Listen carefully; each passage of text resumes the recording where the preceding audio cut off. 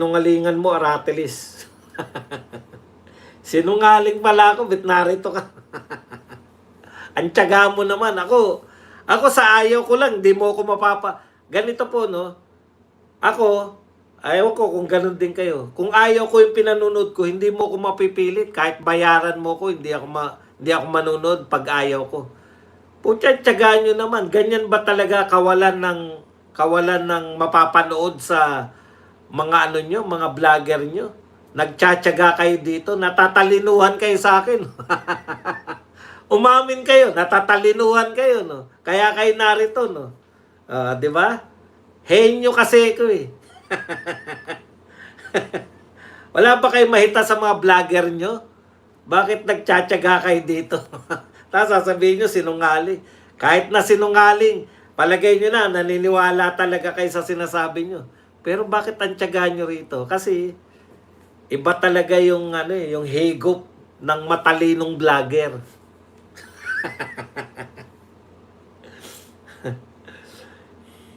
Manny Pacquiao nga, naniniwala na may nakulong sa flood control. Ganyan talaga DDS, iyakin.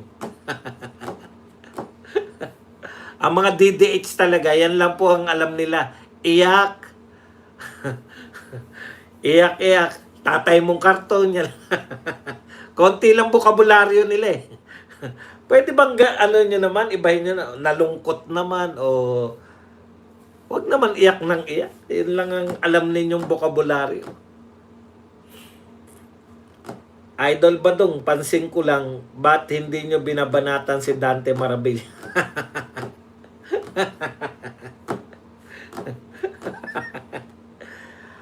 Hindi mo ba napansin wala akong binabanatang vlogger?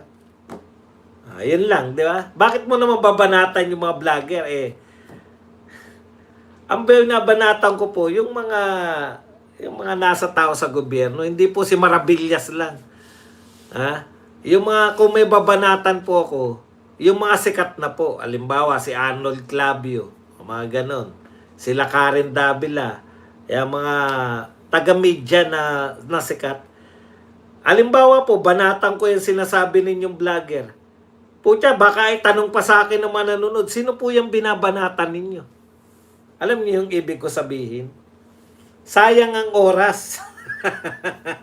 Ba't ko naman sila babanatan? Hindi naman sila sikat. Ipapaliwanag ko pa para ko mabanatan.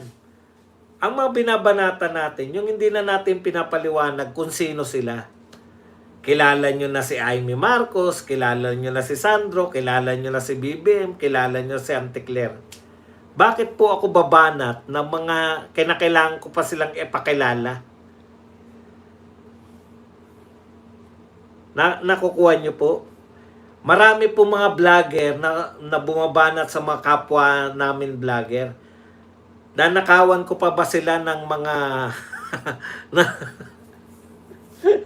aagawan ko pa ba sila ng mga topic nila? Hayaan na natin sa kanila yan. Marami pong mga vlogger na bumabanat sa kapwa vlogger. Ipaubaya na natin sa kanila yan. Naintindihan nyo po? Sino ba nakulong? Pangalanan yon? Bakit kahit isang kongres? Wala nga po. Wala pa pong congressman ako nalalaman na nakulong dahil sa flood control. Florin, Boss Bats, nasabi na sa SONA ni BBM, nakakasuhan daw yung kamag-anak niya. Okay na yun, hindi na yung magsasalita ulit. Hahayaan na lang niya ang makalimutan ng tao. Correct.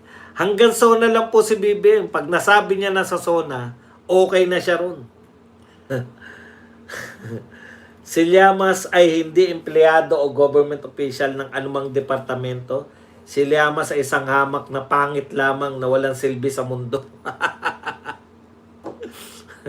Mga bayaran sila ni Bangag. Alam mo, hindi rin naman ako naniniwala yung mga ganyang utak binabayaran pa. Hindi naman na siguro magbabayad yung mga tao na ganyan lang. Nanonood ako. Dahil pinaiyak kita, legit Aratilis. Pinaiyak mo ba ako? Hindi nga kita kilala. Pinaiyak niya na raw ako. hindi nga kita kilala. Paano mo ako napaiyak? Huwag niyo po siyang tanggalin kasi pagmamalaki niya yan na ganyan na pinaiyak ko siya. Pinaiyak niya ako. Ano ba argumento mo? Sige nga, refresh me. Sige, ano kita, papatulang kita. Marami pong magagaling na nag-argumento dito na pumapasok. Baka isa ka sa mga magagaling na yun. I-refresh mo nga ako. Ano yung argumento mo noon na sinabi mong pinaiyak mo ko? Pinaiyak kita legit, Aratilis. Huwag pansinin, may bayad daw pag mag-reply sa kanila. Problema sa basura at baha, di nga masolusyonan. Palipad pa na racket. Boss Bats, baka pwedeng minsan matalakay mo about sa taxili ka na nabanggit ni Junior sa zona. Nakakabahala kasi. Wala na po mas nakakabahala sa flood control na ninakawan tayo at binabaha tayo. Yan po, papasok pa lang yan. Huwag po kayong mag-alala. Mapag-ano rin natin yan. Mapagdidiskitahan pa rin natin yan. Tama po ang system loss, pero dapat imbestigahan din ang money loss. Yun naman po sinabi niya lang na gusto niya matanggal. Gusto rin natin matanggal. Wait na lang. Boss Bats, pakisabi kay Llamas. Before pandemic pa yung Pokemon Go. Ang luma na ng analogy, parang mukha. Alam mo, Llamas, kumbaga, yung mga mabilis ngayon, pati mga usong sayaw, usong-usong ngayon, pagkalipas lang ng 1 linggo, 2 linggo, may bago na namang uso. Ganun ngayon, mag-viral ka ngayon, nakalimutan ka na next.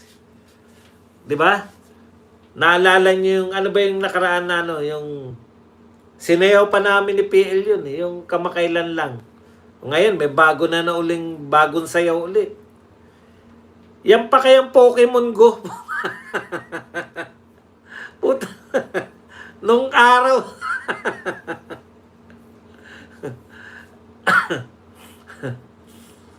Hawak mo ang bit, di ba?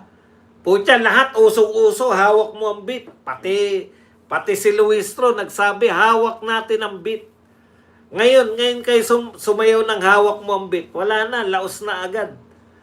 Ganun Llamas. Pokemon Go, puta, tagal. Pandemic pa ba yun?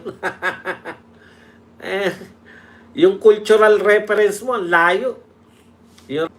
Kuya, hanapan mo nga po na magandang ginawa ni PBBM. Reference mo si Auntie Claire. Pahirapan mo pa ako. Eto si Auntie Claire, pag tinanong nyo, pag nagsalita kayo na wala namang ginawa si BBM, ang sasabihin ni Auntie Claire, ayaw mo kasing hukayin yung mga records. Puta, maghuhukay pa kami. Samantalang, etong si Tatay Digong, mga nagawa niya, nakikita, kitang-kita. Walang tulay, may tulay. Walang skyway, may skyway. Basurahan, Dolomite Beach. Kitang-kita Mga adiksyonez, nawala yung adiksyonez. Adiksyonez sa kanto, nawala yung tambay na adiksyonez sa kanto. Mamitas ka lang na Aratiles, Ungas, Disinformation Channel. Utot nyo. Badong, matanda ka na. Ano naman, ikaw, bata ka pa, uhugin ka pa. Sino mas matanda sa amin ni Donald Trump? Donald Trump. Sino mas matanda sa amin ni Putin? Si Putin. Sino mas matanda sa amin ni Xi Jinping? Si Xi Jinping. Ang ibig mo sabihin, Badong, ang pinakamakakapangyarihang tao sa buong mundo, mas matanda sa'yo? Opo, mas matanda po sa akin. So, ano ibig sabihin yan? Siyempre, hindi mo maiintindihan yan dahil uhugin ka pa Uhugin ka pa, nangangantsaw ka na matanda. Kantsawan mo ba si Donald Trump? Matanda na. Si Putin? Matanda na. Si Xi Jinping? Matanda na. Ganon? Hindi po. Kasi ang mga matatalino, habang tumatanda, lalong sumasarap. Para kaming suka.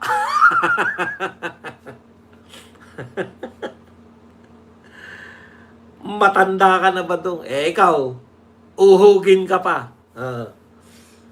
Wala ka pang... Ako, nasa pasarapan na ng buhay. Okay, tamo. Sising yun. Kilala ko pa rin. Ikaw, kilala mo ba yung mga matatanda na magagaling? Yung bakit ang samsam niyan kapag tatakas na siya. 70 plus ka na yan. Ito Aratilis Digong Duterte Administration 2018. Maleta Video Sara Duterte Sal-N 2009, 18 million times 27, 400. Eh bakit 700 plus million ganyan ka magnanakaw Sara Duterte? Di pa kasama bilyon. Oh, yun na nga, walang bilyon, di ba? Ikaw na rin na nagsabi, walang bilyon. Ewan ko sa'yo. Wala kang sense.